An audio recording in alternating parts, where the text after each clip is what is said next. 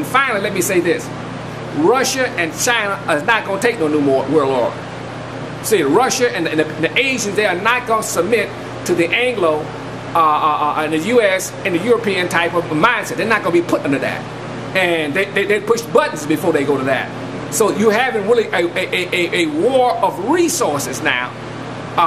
China's in Africa now, looking for resources for 1 billion people. India's looking around, and then America is telling them, well, listen, we don't want you there. We don't want you to do this. And they said, no, well, that's not going to happen. So what you're having is a resource war that the industrialized Asian nations want the same lifestyle that we have, and they're not going to be influenced, controlled, or dictated by the American oligarchy. Let's close out. Let's do a little soothsaying for the next 5 to 6 months, beginning of 2009. What's going to happen? What you're going to have is a continued collapse in the economy. You're going to have the next 4 or 5 months, before Obama gets in, looking for more crisis in banks, further increase in prices. I mean, prices are really going to increase in the fall for beef, food prices, more layoffs to come. Oil will probably peak out. Gold and silver will probably take off. People will be more firmly pressed. And listen, foreclosures will continue to go through the roof. Real estate is a dead duck, but you got these foreclosures that are coming through at ever increasing prices. And then that will definitely slow the economy down. And on top of that, you got commercial real estate, it's dead. I mean, you go to these shopping malls now, and only the small stores, they're all gone. Small people, only the anchors are there. So you got the commercial real estate that's gone.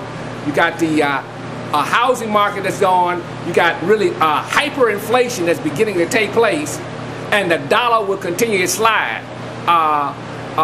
as these commodity prices continue to raise. And our politicians will come up with, like the Congress, will continue to come up with all types of crazy ideas to try to regulate the prices, like they're trying to regulate the commodities by preventing people from trading on a commodities exchange. Everybody's trying to get rid of this. Nobody's telling us the reason that commodities are so high is a result of the falling dollar, and the Fed will continue to print money to keep the banks solvent. They're not going to save anybody. They got to save these banks. They got to save J.P. Morgan. They got to save Lehman Brothers. All your Wall Street, they are basically insolvent, folks. And I like to say this, listen, the mortgage, they written like $3 or $4 trillion in mortgage bonds that are practically worthless. They're worth about 30 or 40% on the dollar on average. Listen, the banks and Wall Street only have about a $1.5 trillion in equity. So basically, if you got $3 trillion of debt that you've been wiped out, that's down worth 30 cents on the dollar, and you got 1.6 equity, you insolvent. So what happens, the Fed is putting money into these banks to try to keep them afloat. Just like you got a man that's on a respiratory, all you do is try to, he's brain dead, but you just keep pumping blood through him just to keep him going. And that's basically what's transpiring here. And at some point, the system has to be purged. All the debt, everything it has to be started all over again. So that is where you're at in these next 3 to 6 months here in America. And also Europe. Europe's got its problems because Germany is the engine there, and you got Spain, Greece, and those southern on the Mediterranean. They all are insolvent, and what they want is more inflation. And Germany said, "Well, no, we remember the Weimar during Germany, the Weimar Republic, when they had wheelbarrows of money. They said, no, we're not going to have an inflation. And in fact, they have dollars that have been printed in Germany. They have a certain serial number on it. And the Germans are saying this, listen, we're not going to accept German marks. We're not going to accept marks from Greece because they're not worth the same thing. So again, the world is in a titsy financially. And as America falls, the whole thing falls because there is nobody of the exporters in the world, all the people that makes these factories in China, most of that stuff is shipped to America. Now, if the Americans ain't got no job, who gonna buy that stuff? So eventually you have a collapse of the economy. And when we say collapse, that doesn't mean that commerce doesn't stop. It just goes on at a slower pace. It's like during the Depression. You had, what, about 35–40% unemployment, but 60%, 70% of the people worked. but you had these massive soup lines. And the markets continued to go on. They didn't work its way up, but people did buy and trade, but they didn't make as much money, but they did make some money. But the vast majority of the middle class would be wiped out because of this. Because most middle class has two things. They have their savings in the stock market, which will be worth anything, and their savings in their house. In their house, and with those two gone, hell, they're impoverished.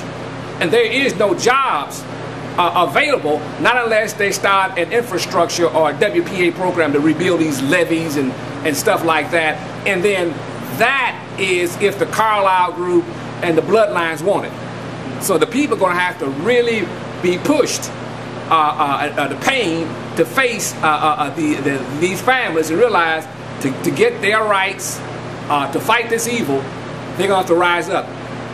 And most people are still asleep or in a state of denial. And demonstrations won't do this as much as it is. You're going to have to do something quick and fast as this thing begins to melt down. But those are the basic things that will happen in the next 6 months. And I'll say this, those of you that are Americans, you should go to Bloomberg. Just look at the headlines. Bloomberg or MarketWatch. Bloomberg would be a very good place to go because it gives you world news. And you can look at the financial news there, just the headlines, and you would see the things that are on Bloomberg, which is financial news to the financial community. They don't even show it on CBS, ABC, and Fox. It's not even shown there. Nobody told you that the stock market, June, was the lowest in the last, since the Great Depression. It lost 10% in stock market. The Dow Jones was down 10% in June, and that was the lowest decline since the 1930s when the stock market was down 18%. Did they tell you that? Nope. They ain't told you nothing. But they have all these little things about the zoo and environment, all this crazy stuff, when you don't know whether or not that you're going to have a job tomorrow morning.